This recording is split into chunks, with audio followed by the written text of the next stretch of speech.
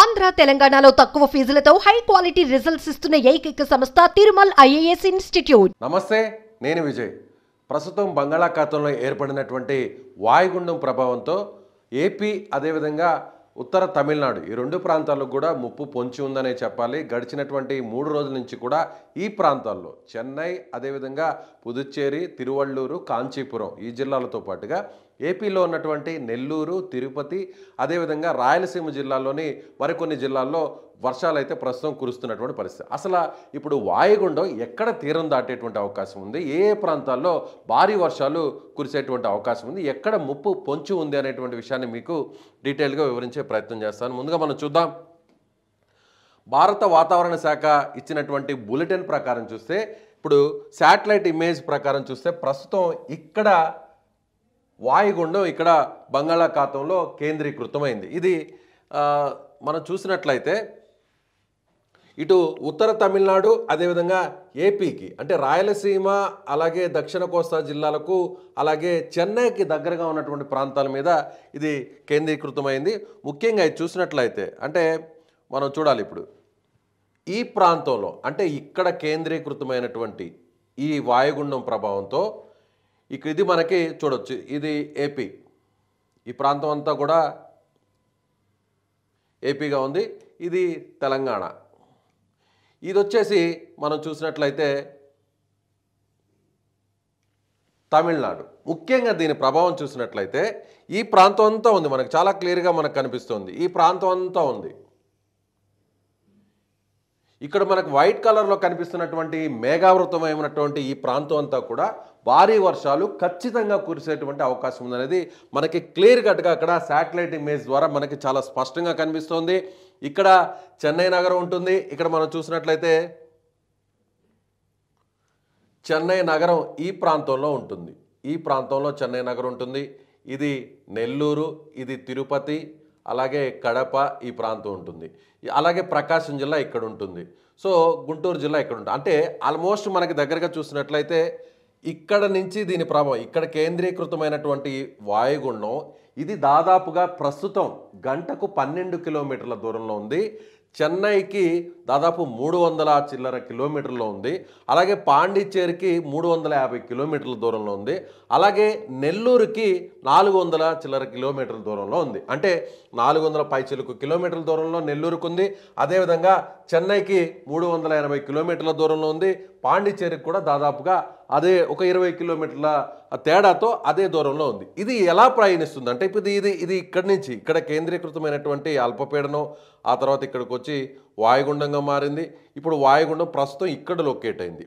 ఇది ఒక్కసారిగా చూసినట్లయితే ఇది నెల్లూరు వైపు వెళ్తుందా లేదా చెన్నై వైపు వెళ్తుందా లేదంటే పాండిచ్చేరి వైపు వెళ్తుందా అనేది ఇప్పుడు వాతావరణ శాఖ చెప్తున్నటువంటి పరిస్థితి చూస్తే ఈ రెండు తీరాల మధ్య అంటే ఇక్కడ పాండిచ్చేరి ఉంది, పుదుచ్చేరి ఉంది, ఇక్కడ నెల్లూరు ఉంది. ఈ రెండు ప్రాంతాలు అంటే ఈ రెండు ప్రాంతాల మధ్య తీరం దాటేటువంటి అవకాశం ఉంది వాయుగుండం అనేది చాలా స్పష్టంగా చెప్తాను. మరొక ఇమేజ్ కూడా మీకు చూపించేటువంటి ప్రయత్నం కూడా చేస్తాను. భారత వాతావరణ శాఖ ఎగ్జాక్ట్లీ ఇక్కడ మనం చూడవచ్చు. ఈ ప్రాంతాన్ని మనం ఒకసారి పరిశీలించినట్లయితే ఇక్కడ లొకేట్ అయినటువంటి ఏదైతే మనకి చూస్తున్నటువంటి ఇక్కడ లొకేట్ అయిన ఈ వాయుగుండం ఇలా పయనించి 16వ తారీఖు ఈరోజు సాయంత్రానికి రేపు 17వ తారీఖున ఉదయం వేకోజామున అంటే మనకు 5 గంటల నుంచి 9 గంటలు లేదా 4 గంటల నుంచి 6 గంటల మధ్యలో ఇది తీరానికి దగ్గరగా వస్తుంది. ఇది తీరం, ఇది కోస్టల్ ప్రాంతం. ఇదంతా కూడా ఇది తమిళనాడు ప్రాంతం. ఇక్కడ ఉన్నటువంటి ఇదంతా కూడా తమిళనాడు ప్రాంతం. ఇక్కడ ఉన్నటువంటి ఈ ప్రాంతాన్ని చూసినట్లయితే ఇదంతా కూడా ఏపీ. సో చాలా స్పష్టంగా కనిపిస్తుంది. వాతావరణ శాఖ ఇచ్చినటువంటి అంచనా మేరకు అది ఎగ్జాక్ట్గా తన దిశని ఎక్కడా కూడా మార్చుకోకుండా ఊహించిన విధంగానే గంటకు 12 కిలోమీటర్ల వేగంతో ఇది పయనిస్తూ రేపు ఉదయాన అంటే 17వ తారీఖున ఉదయాన ఇది తమిళనాడు అదేవిధంగా ఏపీ ఈ ప్రాంతంలో ఇక్కడ తీరం దాటేటువంటి అవకాశం ఉంది. తీరం దాటే టైంలో ఎక్కడెక్కడ దాని ఇంపాక్ట్ ఉంటుందో చూస్తే ఈ ప్రాంతం అంతా కూడా దాని ఇంపాక్ట్ ఉంటుందనేది చాలా స్పష్టంగా కనిపిస్తుంది. అంటే ఇది సముద్రం కాబట్టి ఇది ఇక్కడ ఏంటి అనేది మనం డ్యామేజ్ అనేది మనం చెప్పాల్సిన అవసరం లేదు, ఎందుకంటే సముద్రంలో ఇది కేంద్రీకృతమైంది. ఇది భూభాగానికి దగ్గరగా వచ్చిన తర్వాత భారీ వర్షాలు నమోదవుతాయి. ఉత్తర తమిళనాడు అంటే తిరువళ్ళూరు జిల్లా కావచ్చు, కొంతవరకు చెన్నైకి ఒక రకంగా ముప్పు దాటిందనే చెప్పాలి. ఎందుకంటే చెన్నైలో 3 రోజుల నుంచి భారీ వర్షాలు కురుస్తున్నాయి. ఇప్పటికే అన్ని ప్రాంతాలంతా కూడా నీట మునిగినటువంటి పరిస్థితి. అయితే చెన్నై కాకుండా ఈ ప్రాంతంలో అంటే తిరువళ్ళూరు జిల్లా ఆంధ్ర తమిళనాడు ఎగ్జాక్ట్గా ఉన్నటువంటి బార్డర్లో ఇది తీరం దాటేటువంటి అవకాశం ఉంటుంది. బార్డర్లో అంటే ఉమ్మడి నెల్లూరు జిల్లా, ప్రస్తుతం ఉన్నటువంటి తిరుపతి జిల్లాగా చెప్పేటువంటి తడ, అదేవిధంగా ఆరంబాకం, గుమ్మిడిపూడి, రెడ్ హిల్స్ అంటే ఆరంబాకం, గుమ్మిడిపూడి, రెడ్ హిల్స్ అంటే ఇది ఉత్తర తమిళనాడులో ఉన్నటువంటి ప్రాంతాలు, ఆంధ్ర ప్రాంతానికి సరిహద్దుగా ఉన్నటువంటి ప్రాంతాలు. తడ మండలం, అదేవిధంగా సూళ్ళూరుపేట మండలం, దొరవారి సత్రం మండలం, అలాగే దాదాపుగా గూడూరు వరకు కూడా దీని ప్రభావం ఉండేటువంటి అవకాశం. ఆ తర్వాత చూస్తే తిరుపతి జిల్లాలో చూస్తే ఉమ్మడి ప్రస్తుత తిరుపతి జిల్లాలో కూడా చూసినట్లయితే ఈ ప్రాంతాలన్నీ కూడా తిరుపతి జిల్లా కింద వస్తాయి. గతంలో చూస్తే ఇది ఉమ్మడి నెల్లూరు జిల్లా కింద ఉండేటువంటి పరిస్థితి. అయితే ఇప్పుడు తిరుపతి జిల్లాలో కూడా సత్యవేడు కావచ్చు, శ్రీకాళహస్తి కావచ్చు, తిరుపతి కావచ్చు, ఈ ప్రాంతాల్లో కూడా భారీ వర్షాలు కురిసేటువంటి అవకాశం ఉంది. ఆ తర్వాత దీని ప్రభావం మెల్లగా 17వ తారీఖు దాటిన తర్వాత ఇటుగా పయనించి అంటే వాయుగుండం భూభాగంలోకి వచ్చిన తర్వాత అది కొంత బలహీనపడుతుంది. వాయుగుండం కాస్త అల్పపీడనంగా మారుతుంది. అల్పపీడనంగా మారినా కూడా వర్షాలు ఈ ప్రాంతం అంతా కూడా కురిసేటువంటి అవకాశం ఉంది. అంటే ఇవాళ 16వ తారీఖున, 17వ తారీఖున, 18వ తారీఖున 3 రోజుల పాటు భారీ వర్షాలు ఖచ్చితంగా దక్షిణ కోస్తా, రాయలసీమ జిల్లాలో కురిసేటువంటి అవకాశం ఉంది.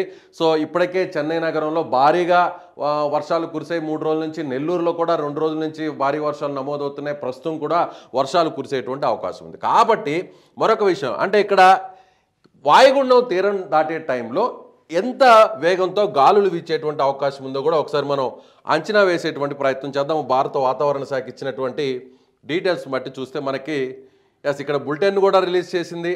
ఈ బులెటిన్లో కూడా చాలా స్పష్టంగా చెప్పినటువంటి పరిస్థితి. ఎగ్జాక్ట్గా చూద్దాం.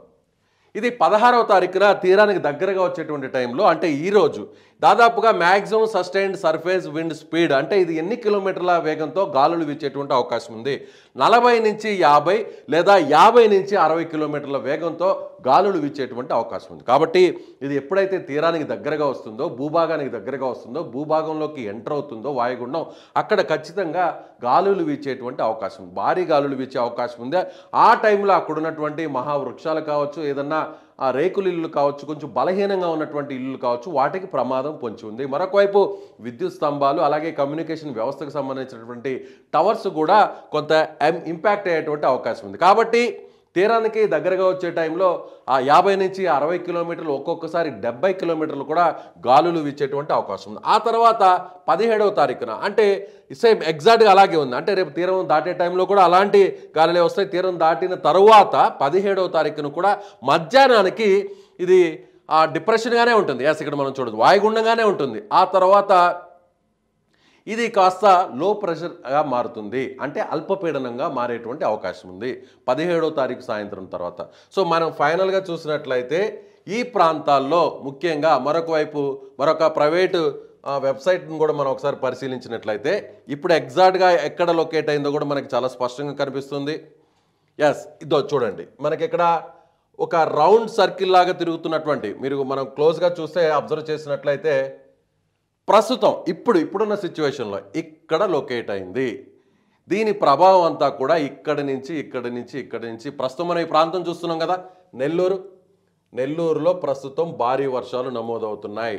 సూళ్ళూరుపేట, గూడూరు, నెల్లూరు, కావలి ఈ ప్రాంతంలో ఇక్కడ మనకు కనిపిస్తున్నటువంటి ఈ ప్రాంతం అంతా కూడా ప్రస్తుతం ఇప్పుడున్న సిచ్యువేషన్లో అక్కడ వర్షాలు నమోదవుతున్నాయి అనేది కూడా అక్కడ ఒక ప్రైవేట్ వెబ్సైట్ ద్వారా చూసినటువంటి ఆ చిత్రాన్ని కూడా మనం చూడవచ్చు. ఇది ఆ తర్వాత ఇలా దగ్గరకు వచ్చి తీరం దాటే అవకాశం ఉందనేది కూడా ఇప్పటికే భారత వాతావరణ శాఖ ఇచ్చినటువంటి బులెటిన్ ప్రకారం చూస్తే చెన్నై, నెల్లూరు ఈ మధ్యలో, ఈ 2 నగరాల మధ్యలో తీరం దాటే అవకాశం ఉంది.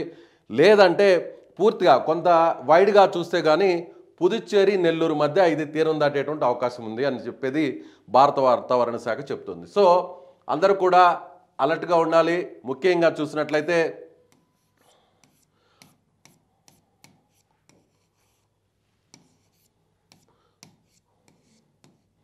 ఇదండి ఈ కోన్ చూసినట్లయితే మనం ఇక్కడ చూడొచ్చు.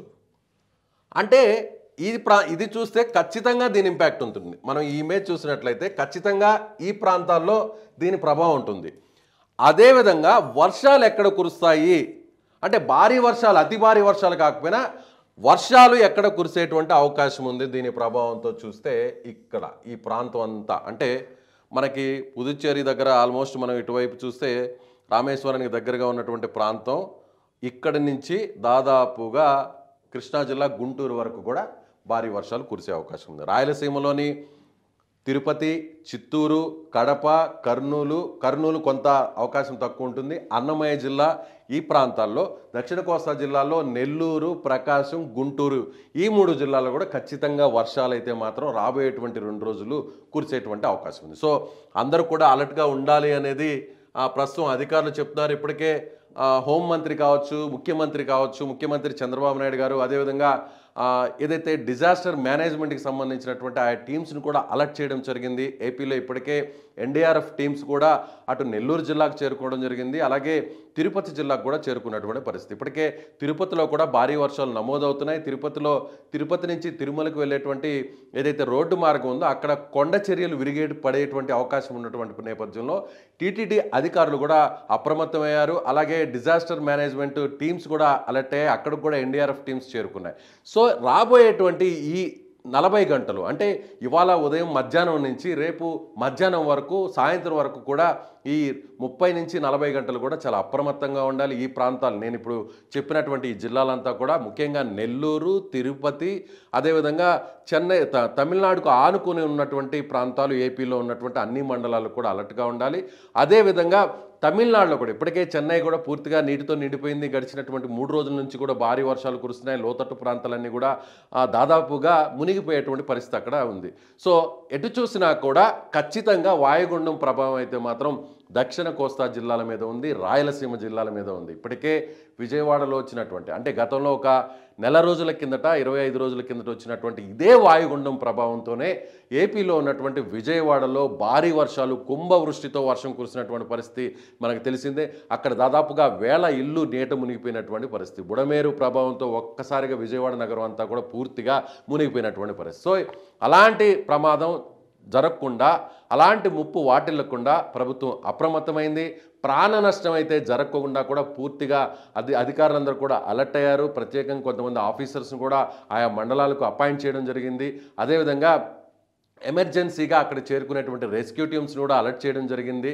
సో మ్యాక్సిమం ఆస్తి నష్టాన్ని తగ్గించి ప్రాణ నష్టాన్ని నివారించడం కోసం అధికారులు అలర్ట్ అయ్యారు, ప్రభుత్వాలు కూడా అలర్ట్ అయినటువంటి పరిస్థితి. సో అందరూ కూడా ఇళ్లలో నుంచి అవసరమైతే తప్ప బయటకు రాకూడదు అనేది సుమన్ టీవీ కూడా కోరుతున్నటువంటి పరిస్థితి.